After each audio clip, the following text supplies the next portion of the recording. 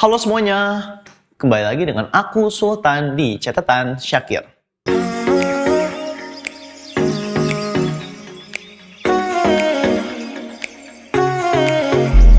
Apa kabar semuanya? Udah lama banget ya dari video terakhir di Catatan Syakir yang ini. Masih ingat kan soal hasil HbA1c ku yang di atas targetnya? Kalau waktu itu aku bahas soal HbA1c ku yang jelek, kali ini sesuai dengan judulnya, aku bakal bahas soal hasil HbA1c ku yang tiba-tiba jadi bagus. Yap, setelah 3 bulan berusaha melawan kebiasaan buruk dan berusaha disiplin, akhirnya minggu lalu aku ambil darah dan hasilnya HbA1c ku turun ke angka 5,2.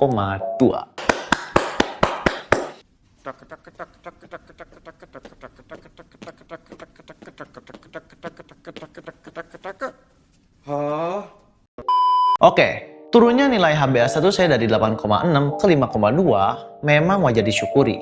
Tapi, apakah benar angka 5,2 itu baik-baik saja? Apa jadinya aku gak suntik insulin lagi? Ayo kita bahas bareng-bareng.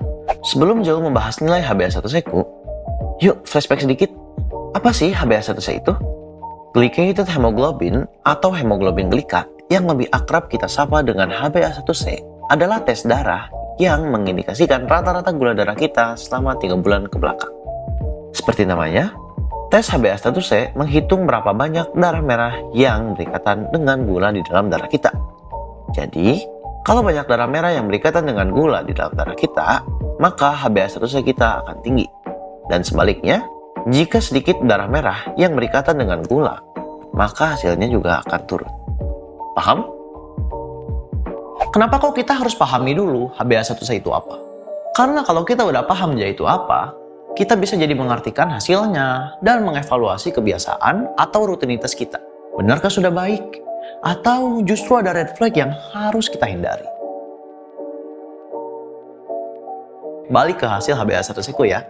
Waktu pertama tahu HbA1c ku kemarin, aku bingung juga seneng. Seneng karena ngelihat hasilnya tuh lebih rendah dibandingkan sebelumnya. Tapi juga bingung karena turunnya tuh jauh banget, 8,6 ke 5,2. Sehabis itu aku jadi mikir, perasaan 3 bulan ke belakang itu gak semulus itu deh. Maksudnya gak semulus itu, kalau kita lihat dari hasil GD sehari-hari, itu sebenarnya banyak banget yang di atas target. Pokoknya banyak banget lah hipo sama hipernya campur aduk gitu. Dari situ aku jadi mikir lagi, waduh kenapa-napa gak ya? Tapi jujur karena aku belum ke dokter endokrin, aku juga gak tahu persisnya kayak gimana dan apakah itu baik-baik saja atau enggak. Tapi dari yang aku coba pelajari dan evaluasi dari hasil kali ini adalah 2 hal, yaitu seringnya episode hiper dan hipoglikemia yang berujung pada koreksi, baik itu koreksi insulin maupun koreksi makanan.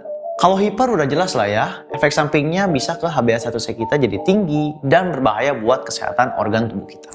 Nah, yang menarik dari yang aku coba cari adalah ternyata terlalu seringnya mengalami hipoglikemia itu bisa menyebabkan impaired hypoglycemia awareness, yaitu kondisi di mana tubuh kita jadi kurang sensitif dengan gejala-gejala hipoglikemia seperti lemas, deg-degan, keringetan, dan lain sebagainya, sehingga itu baru kerasa ketika gula darahnya udah di bawah angka 54. Yang kejadian kemarin itu adalah aku ada tuh beberapa kali hipo, tapi angkanya di bawah angka yang tadi. Panik gak? Panik lah, masa enggak?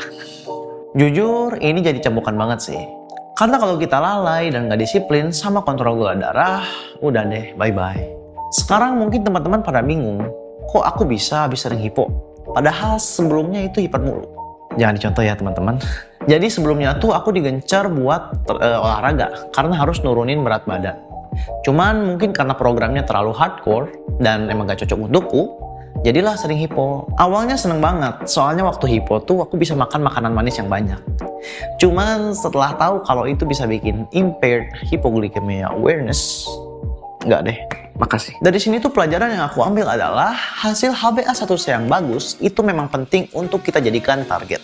Tapi, bagaimana kondisi GDS kita sehari-hari itu juga penting untuk kita perhatikan. After all, bukan yang penting sampai garis finish atau target, tapi bagaimana proses kita melewati itu semua. Aku Sultan, sampai jumpa di catatan Syakir berikut.